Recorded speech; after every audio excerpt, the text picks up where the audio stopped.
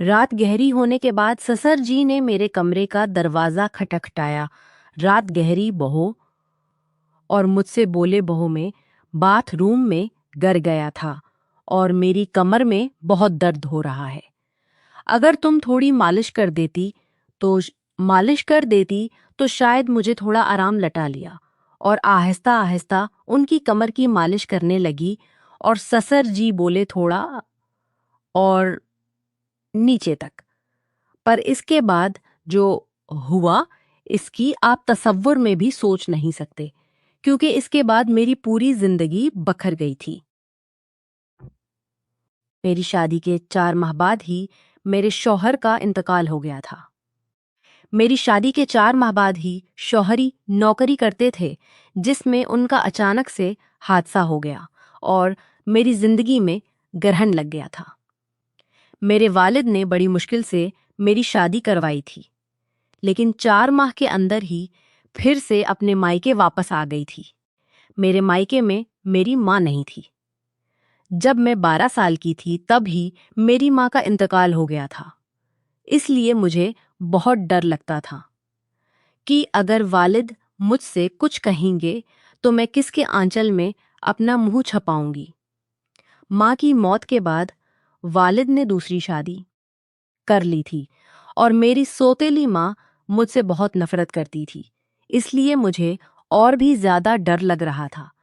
मेरी सौतेली माँ अक्सर मुझे ताने देती थी और बड़ा भला कहती थी कि पहले अपनी माँ को खा गई और फिर अपने शौहर को भी खा गई। अब यहाँ क्या लेने आई है? क्या हमें भी बर्बाद कर करके छोड़ेगी? पर मैं और कर भी क्या सकती थी? मेरी जिंदगी बर्दाश्त नहीं होते थे। जिंदगी ऐसे ही गुजर रही थी। फिर अचानक एक दिन मेरे ससुर जी हमारे घर आए और उन्होंने मेरे वालिद से कहा कि वो मुझे फिर से अपने घर ले जाना चाहते हैं। मेरी सोतीली माँ ने फौरन ही हाँ कर दी, लेकिन मेरे वालिद ने कहा अब आपका बेटा इस दुनिया में नहीं है तो आप मेरी क्यों ले जाना चाहते हैं? तो आप मेरी बेटी को क्यों ले जाना चाहते हैं? इस पर मैं सूस्तौली माँ ने और कहा उसमें इतना सोचने की क्या बात है? और कहा इसमें इतना सोचने की क्या बात है? वो अगर कह रहे हैं कि वो रिया को ले जाना चाहते हैं तो उन्हें ले जाने दीजिए ना। आपको इतनी तकलीफ क्यों हो रही है? और वैसे भी रिया उनके घर की बहू है। उनके बेटे की मौत हो गई है तो क्या हुआ? वो अपने ससुराल तो जा ही सकती है ना। माँ के इस झगड़े के बाद वालिद ने कहा अगर मेरी बेटी वहां खुश रहेगी तो मुझे कोई दिक्कत नहीं है। रिया अगर जाना चाहती है तो आप उसे जरूर ले जा सकते हैं। मेरे ससुर जी ने मेरी तरफ देखा और कहा चलो सब कपड़े लेकर आओ। मैंने भी सोचा कि यहाँ रहकर सोतीली माँ के ताने सुकून से रहूं। मैं ससुर जी के साथ वापस ससुराल आ गई थी। यहाँ पहुँचने के बाद अपने कपड़े बदल रही थी कि तभी मेरे ससुर जी मेरे कमरे में आ गए और बोहे मेरे कमरे में आ गए और बोले एक कप चाय बना लो। मैंने जल्दी से अपने कपड़े ठीक किए और रसोई में जाकर चाय बनाने लगी। और चाय बनाकर ससुर जी को दे दी। चाय पीते हुए उन्होंने मुझसे कहा रिया तुम्हें पता है इस घर में मैं बिल्कुल अकेला हूँ। मेरा बेटा मेरी अकलौती औलाद था और तुम्हारी सास भी गुजर चुकी हैं। मैं इसीलिए तुम्हें यहाँ लेकर आया हूँ ताकि मुझे इस घर में अकेला न करें। मैंने कहा पता जी आप बिल्कुल फिक्र न करें, मैं भी तो आपकी बेटी की तरह हूँ। मैं हमेशा आपके साथ रहूंगी है ने शाह साथ रहोगी। फिर ससुर बोले मुझे पता है कि तुम मेरे साथ रहोगी क्योंकि तुम्हारी सौतीली माँ तुम्हें मायके में कभी शांति से नहीं रहने देगी। इसी तरह दिन गुजर रहे थे और हम दोनों एक दूसरे का सहारा बने हुए थे। 7 माह बाद एक रात में अपने कमरे में सोए थे। एक रात में अपने में सो रही थी कि तभी देर रात किसी ने मेरा दरवाजा खटखटाया। मुझे समझ आ गया था कि ये मेरे ससुर जी ही होंगे, क्योंकि इस घर में हम दोनों के अलावा कोई और नहीं था। और आधी रात को कौन दरवाजा खटखटाएगा? मैंने सोचा कि शायद पिताजी को कुछ जरूरत होगी, तभी देर रात यहाँ आए हैं।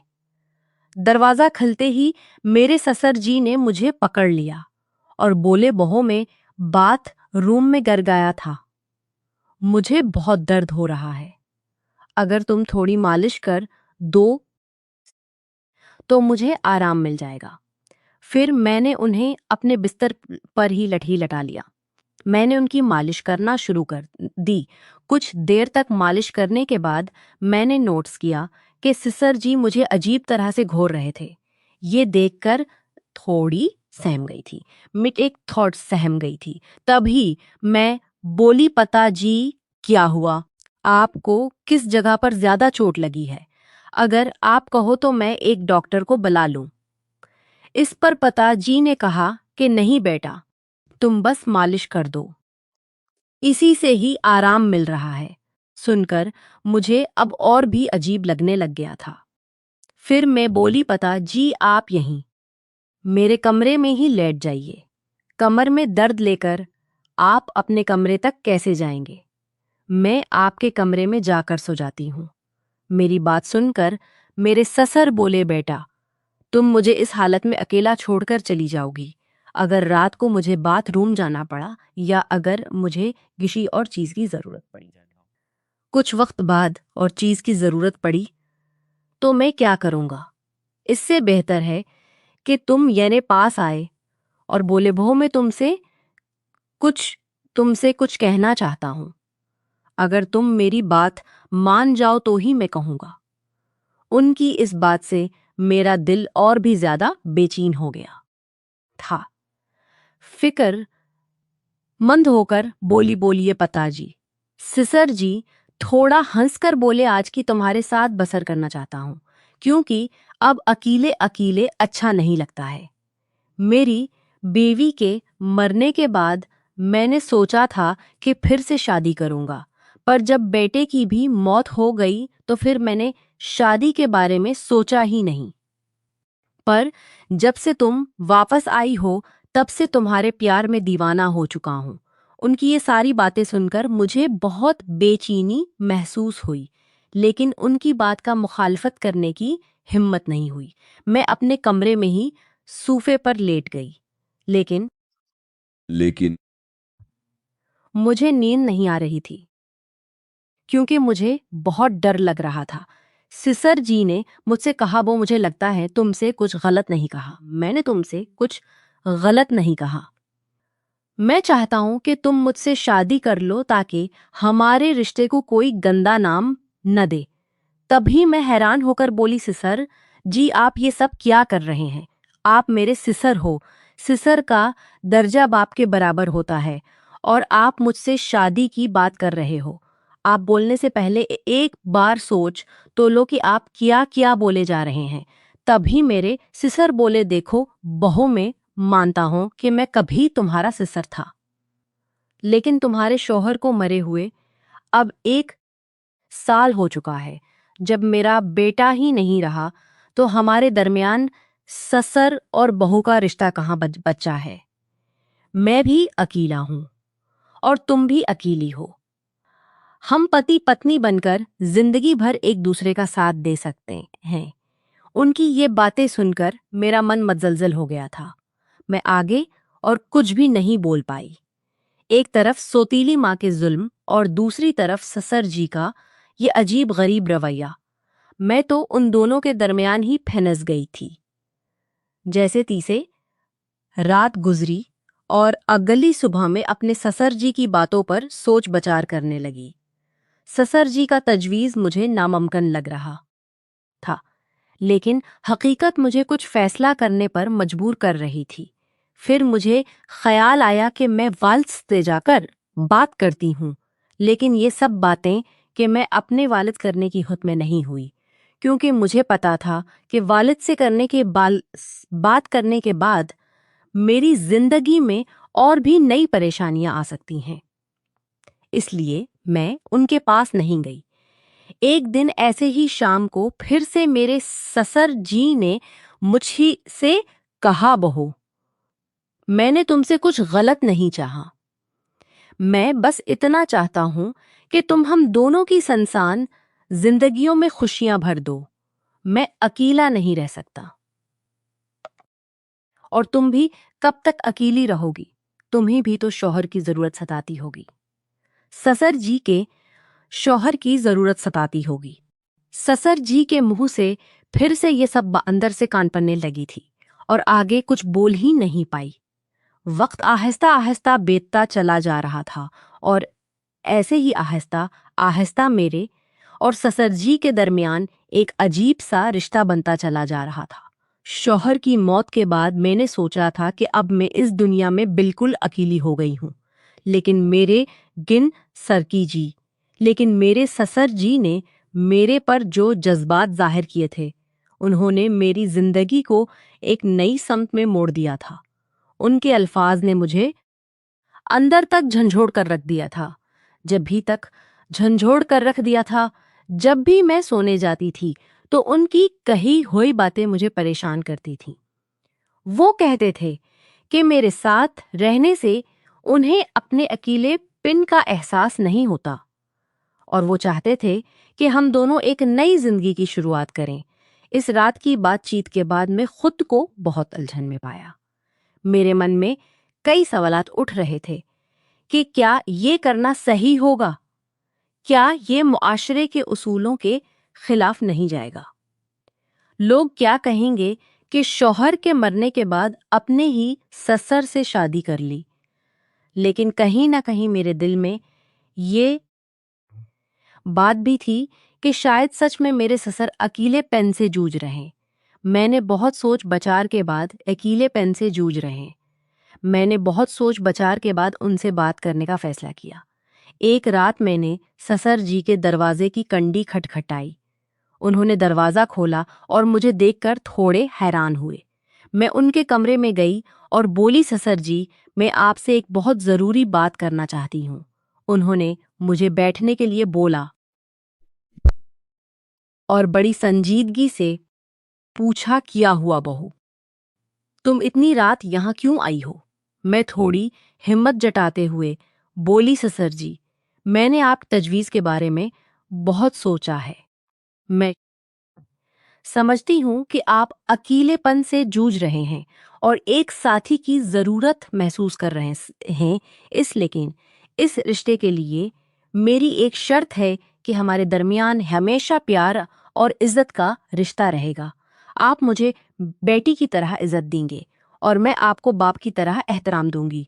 क्या आपको मेरी शर्त मंजूर है? सिना और कहा, मुझे तुम्हारी शर्त मंजूर है। इस प्यार और इज्जत को हमेशा मंजूर है। इस प्यार और इज्जत को हमेशा बरकरार रखूंगा। इनकी ये बात सुनकर मेरे दिल का बोझ थोड़ा हल्का हो गया था। फिर कुछ दिनों के बाद हमने एक छोटे से तकरीब में शादी कर ये शादी मुआशरे की नज़र में और शेयर करें ली। ये शादी मुआशरे की नाल को कबूल कर लिया था। शादी के बाद के दिन मेरे लिए बहुत मुश्किल रहे।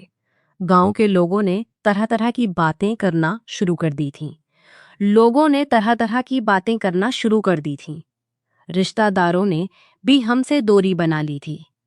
लेकिन हमने अपनी जिंदगी में आगे बढ़ने का फैसला किया। हमारे रिश्ते में आहिस्ता आहिस्ता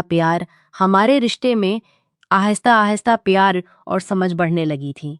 ससुराल में पहले जहां खुद को बेचैनी महसूस करती थी, अब वही घर मुझे अपना सा लगने लगा था। ससुर जी हर मुमकिन कोशिश करते थे जिससे मैं खुश रहूं।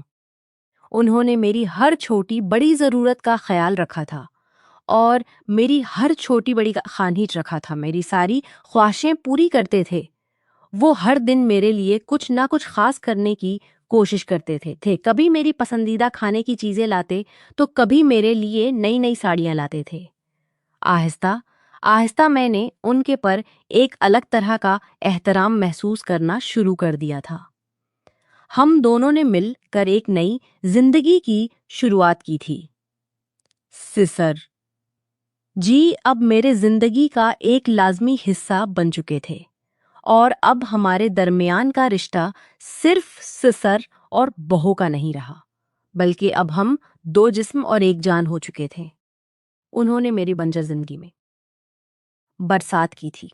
उन्होंने मुझे फिर से हंसना सिखाया था, जिंदगी को एक नए नुक्ता नजर से देखना सिखाया था। शादी के कुछ महीनों बाद मैंने महसूस किया कि हमारे दरमियान का ये नया रिश्ता मुझे एक नई समझ दे रहा है। हम दोनों ने साथ मिलकर कई मुश्किलात का सामना किया और हर बार एक दूसरे का साथ दिया। सिसर जी के साथ मेरे उस नए रिश्ते ने मुझे जिंदगी के कई नए पहलू दिखाए थे। उन्होंने मुझे ये एहसास दिलाया कि जिंदगी में अगर साथी सही हो तो कोई भी मुश्किल इतनी बड़ी नहीं होती कि इसे पार न किया जा सके। मुआशरे ने भी हमें बहुत बड़ी बातें सुनाई थीं, पर हमने किसी की बात पर गौर नहीं किया। हमारे रिश्ते में आहिस्ता आहिस्ता एक नए तरह का प्यार और इज्जत अभरने लगा। इनके साथ बसर किए हर लम्हे ने मुझे कुछ नया सिखाया और मुझे एहसास हुआ कि कभी कभी जिंदगी हमें ऐसे मोड़ पर ले आती है जहां हमें अपने फैसलों पर नजरसानी करना पड़ता है। आज मैं अपने ससुर जी गुजार रही हूं और दरमियान का प्यार हमारे दरमियान का प्यार और इज्जत पहले से भी ज्यादा मजबूत हो गया है और वो मेरी जिंदगी के सबसे अहम इंसान बन चुके हैं। इसलिए कहते हैं कब किसका वक्त कैसा हो जाता है किसी को पता नहीं चलता है। ये सब वक्त का खेल है। कब किसके साथ किया होगा ये किसी को नहीं पता।